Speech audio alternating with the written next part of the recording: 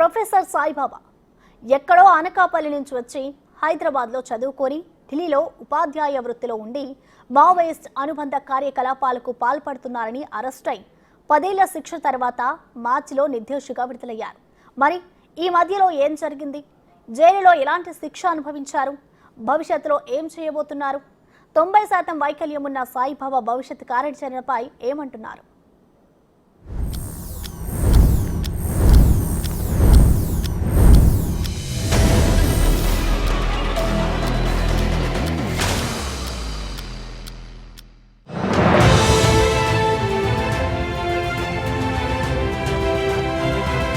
Professor Saibaba 10 ఏళ్ల jail జీవితం తరువాత తాజాగా హైదరాబాదులో అందరి ముందుకొచ్చారు. గత 10 ఏళ్లు తాను పడ్డ బాధలు, భవిష్యత్ కార్యాచరణ గురించి చెప్పుకొచ్చారు. 90% వైకల్యమున్న సాయిబాబా జీవితంలో జరిగిందేంటి?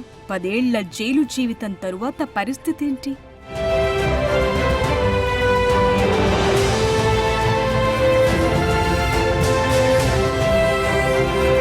గత 10 ఏళ్లుగా జైల్లో ఉన్న వార్తల్లో వ్యక్తిగా ప్రొఫెసర్ సాయిబాబా నిలిచారు. అసలు సాయిబాబా మొదలైన ప్రస్థానం నుంచి ఇప్పటిదాకా ఏం జరిగిందో ఓసారి చూద్దాం. జైలు నుంచి విడుదలయ్యాక తొలిసారి హైదరాబాద్ వచ్చిన ప్రొఫెసర్ సాయిబాబా చాలా విషయాలను జర్నలిస్టులతో పంచుకున్నారు. గోకరకొండ నాగసాయిబాబా ఏపీ అమలాపురంలో పేద రైతు కుటుంబంలో జన్మించారు. 5 ఏళ్ల వయసులోనే పోలియో సోకి 2 కాళ్లు పూర్తిగా దెబ్బతిన్నాయి. స్థానికంగా అమలాపురంలోనే డిగ్రీ వరకు చదివారు. ఆ తరువాత హైదరాబాద్ సెంట్రల్ యూనివర్సిటీలో పోస్ట్ గ్రాడ్యుయేషన్ చేశారు. చదువుకునే రోజుల్లోనే విద్యార్థి నాయకుడిగా ఎదిగారు. ఢిల్లీ యూనివర్సిటీ అనుబంధ కళాశాల రామ్లాల్ ఆనంద్ కాలేజ్లో ఇంగ్లీష్ ప్రొఫెసర్గా పనిచేస్తున్న జిఎన్ సాయిబాబాకు మావోయిస్టులతో సంబంధాలున్నాయనే ఆరోపణలపై 2014 మేలో మహారాష్ట్ర పోలీసులు అరెస్టు చేశారు. 2017 మార్చిలో ఉపా చట్టం కింద ఆయన్ను దోషిగా నిర్ధారించిన కోర్టు యావజ్జీవ కారాగార శిక్ష విధిస్తూ తీర్పునిచ్చింది. దీంతో ఆయన్ను మహారాష్ట్ర నాగ్పూర్ సెంట్రల్ జైల్లో ఉన్న అండా సెల్లో నిర్బంధించారు. అక్కడ చాలా నరకం చూశారైనా. వీల్చైర్ లేకుండా, సరైన వసతులు లేకుండా, అనారోగ్యంతో ఉన్నా సరే హాస్పిటల్ కు తీసుకెళ్లకుండా ఇలాంటివి కామన్ అయ్యాయి. సాయిబాబాకు 90% వైకల్యం ఉంది. 5 ఏళ్ల వయసులోనే ఆయనకు పోలియో సోకింది. చిన్ననాటి నుంచి ఆయన వీల్ చైర్కే పరిమితమయ్యారు. 2014 నుంచి జైల్లోనే ఉన్న ఆయన అనేక అనారోగ్య సమస్యలను ఎదుర్కొన్నారు. నరాలు దెబ్బతినటం, కాలేయ సమస్యలు, బీపీ తదితర సమస్యలొచ్చాయి. లెఫ్ట్ హ్యాండ్ దగ్గర నుంచి నర్వస్ సిస్టమ్ దెబ్బతినది. నర్వస్ సిస్టమ్ ఎక్కడైతే మొత్తం పోయిందో ఆ మసిల్స్ అన్ని పనిచేయకుండా పోయినాయి. అప్పటికే నేను చిన్నతనంలో పోలియో కారణంగా నడవలేను, 2 కళ్ళు పనిచేయట్లేదు. ఆ తర్వాత జైల్లోకి తీసుకువెళ్ళి పడేశారు ఇరిగిపోయిన వీల్ చైర్లో. ఆ తర్వాత వాళ్ళు కూడా ఏమీ చూడలేదు. ఎడమ చెయ్యి దగ్గర నుంచి మొత్తం లెఫ్ట్ భాగం అంతా పెద్దగా వాచిపోయి ఉన్నప్పటికీ కూడా 9 నెలల పాటు హాస్పిటల్కి తీసుకెళ్ళలేదు. కేవలం పెయిన్ కిల్లర్స్ ఇచ్చారు, ఏ డాక్టర్ విజిట్ చేయలేదు. దాంతో మొత్తం ఎడం చేయి పని చేయకుండా పోయింది. అక్కడితో ఆగిపోలేదు. దానికి ట్రీట్మెంట్ ఇవ్వకపోవడం వల్ల ఆ నర్వస్ సిస్టము, మసిల్స్ ష్రింక్ అయిపోవడం వల్ల లెఫ్ట్ సైడు రిబ్స్ క్రౌడెడ్గా మారిపోయి అవి లంగ్స్ మీద ప్రభావం చూపించాయి. 2017 మార్చిలో మహారాష్ట్ర సెషన్స్ కోర్టు సాయిబాబా, మహేష్ తిర్కి, పాండు నరోటే, హేమ్ మిశ్రా, ప్రశాంత్ రాహి, విజయ్ తిర్కీలతో సహా మరో 5గురిని మావోయిస్టు సంబంధాలున్నాయన్న కారణంతో దోషులుగా నిర్ధారించింది.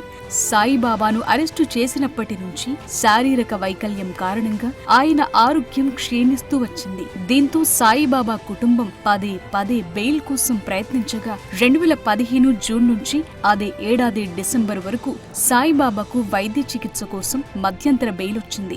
2016లో సుప్రీంకోర్టు కూడా సాయిబాబాకు సరైన సౌకర్యాలు కల్పించాలని మహారాష్ట్ర ప్రభుత్వాన్ని ఆదేశించింది. కానీ ఆచరణలో మాత్రం జరగలేదంటారాయన.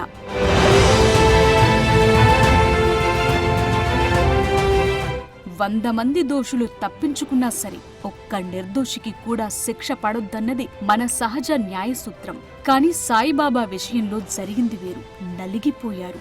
2022 అక్టోబర్ 14న బాంబే హైకోర్టు సాయిబాబాను నిర్దోషిగా ప్రకటించింది. ఈ నిర్ణయాన్ని మహారాష్ట్ర ప్రభుత్వం వెంటనే సుప్రీంకోర్టులో సవాల్ చేసింది. అక్కడ స్టే వచ్చింది. విడుదల ఆగిపోయింది. విచారణ మరో బెంచ్కు షిఫ్ట్ అయింది. కేసు విచారణల సమయంలో చాలా వాదోపవాదాలు నడిచాయి. సాయిబాబాపై ఉన్న ఆరోపణలను నిరూపించడంలో ప్రాసిక్యూషన్ పూర్తిగా విఫలమైందని నాటి ధర్మాసనం పేర్కొంది. సాయిబాబా మీద మోపిన అభియోగాలన్నీ తప్పుల తడక అని, ఎలక్ట్రానిక్ సాక్ష్యాలు, అనుమతులు ఏవీ సక్రమంగా లేవని అర్థమవుతోందన్నది ధర్మాసనం. నిందితులపై ఉపా చట్టం కింద అభియోగాలు నమోదు చేయడానికి గతంలో ప్రాసిక్యూషన్ కు లభించిన అనుమతి చెల్లదని న్యాయస్థానం స్పష్టం చేసింది. ఈ కేసులో గతంలో కోర్టు ఇచ్చిన తీర్పు న్యాయ సూత్రాల మేరకు లేదని, కాబట్టి దాన్ని పక్కన పెట్టి నిందితులందరినీ విడుదల చేయాలని ఆదేశాలు జారీ చేస్తున్నామని తెలిపింది.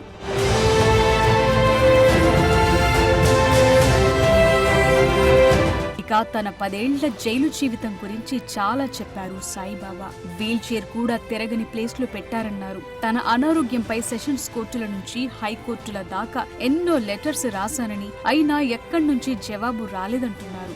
జైల్లో కుల వ్యవస్థ బిచ్చలవిడిగా ఉందంటున్నారు. కులాన్ని బట్టి జైల్లో ప్లేస్ కేటాయించడం, కులాన్ని బట్టి జైలు జాబు ఉంటుందని జైల్ మాన్యువల్లోనే పెట్టారంటున్నారు. కావాలని వాళ్ళు చేసిన కల్పించిన పరిస్థితులే కాకుండా ఇంకా కొన్ని అంటే మన సమాజం అంతట్లోనూ చూసేవి చాలా తీవ్ర రూపంలో కనిపించాయి. అక్కడ కుల వ్యవస్థ విచ్చలవిడిగా కనిపిస్తుంది. అక్కడ కులాన్ని బట్టి ప్లేస్ ఇస్తారు, కులాన్ని బట్టి జైలు జాబ్ ఇస్తారు. ఏ కులానికి చెందినవాడైతే ఆ కులానికి సంబంధించిన వృత్తి ఆ జైల్లో చేయాలి. అది డ్రైనేజ్ని సాఫ్ చేసేవాళ్ళు, లేకపోతే టాయిలెట్ ఆ కులానికి ఆ కుల వ్యవస్థని చాలా ఓపెన్గా ప్రాక్టీస్ చేస్తారు. అంటే ఒక పబ్లిక్ ఇన్స్టిట్యూషన్ ప్రిజన్ అనేది ఒక రాజ్యాంగం కింద పనిచేస్తున్నది. ఆ రాజ్యాంగం కింద ఒక ప్రిజనర్స్ యాక్ట్ ఉంది, అన్నీ ఉన్నాయి. అప్పటికీ కూడా అక్కడ జైలు మాన్యువల్లో బహిరంగంగా రాసింది కులాన్ని బట్టి వాళ్ళకి పని ఇవ్వండి అని. వాయిస్ ను సైలెంట్ చేయాలన్న ఉద్దేశాలే సమాజంలో కనిపిస్తున్నాయంటున్నారు ప్రొఫెసర్ సాయిబాబా. భయంకరమైన వాతావరణంలో సమాజం సైలెంట్ అవ్వాలన్న ఉద్దేశంతోనే కారణాలు లేకుండా అరెస్టులు జరుగుతున్నాయంటున్నారు. ఇప్పటికీ జైళ్లలో చాలా మంది ఇలాగే మగ్గిపోతున్నారంటున్నారు సాయిబాబా. చేయడానికి కారణం ఏమిటి? ఏ కారణం ఉండాలి కదా దీంట్లోని. అయితే ఈ ప్రశ్న ఎప్పుడో గత 10 ఏళ్లలో ఈ ప్రశ్నకు అర్థం లేకుండానే పోయిందనేది మనందరికీ తెలుసు. అయినప్పటికీ కూడా నేను ఈ ప్రశ్నకి జవాబు ఎందుకు చెప్పాలి అంటే దానికి కొంత చారిత్రక కారణం కూడా ఉంది. చాలామంది ఈ 10 సంవత్సరాల్లో అరెస్ట్ అయిన వాళ్ళు లాయర్స్ కావచ్చు, ప్రొఫెసర్స్ కావచ్చు, విద్యార్థులు కావచ్చు, సాధారణ మహిళలు కావచ్చు, జర్నలిస్టులు, ఎంతమంది అరెస్ట్ అయ్యారో వాటికి కారణాలు చెప్పడానికి మనం ఎంత ఎదుక్కున్నా కనిపించవు. ఆ కారణం ఒకటే ఒకటి ఉంటుంది, హెజిమనీ నడవాలి. ఒక భయకంపితమైన వాతావరణంలో సమాజం సైలెంట్ అవ్వాలి. Silencing the voices. ఓవైపు జైల్లో శిక్ష, ఇంకోవైపు అసిస్టెంట్ ప్రొఫెసర్ గా ఉన్న ఉద్యోగం నుంచి తొలగింపు జరిగిపోయాయి. ఉద్యోగం నుంచి తీసేయడం పైన సాయిబాబా భార్య న్యాయ పోరాటం చేశారు. తన భర్త జైల్లో ఉన్న 10 ఏళ్లు తమకు మానసికంగానే కాక ఆర్థికంగానూ సవాళ్లతో కూడుకున్న కష్టకాలమని చాలా సార్లు వసంత చెప్పుకొచ్చారు. సాయిబాబాను 10 ఏళ్ల తర్వాత నిర్దోషిగా తేల్చారు. ఆ నష్టానికి బాధ్యులెవరన్నది ఆయన అభిమానుల ప్రశ్న.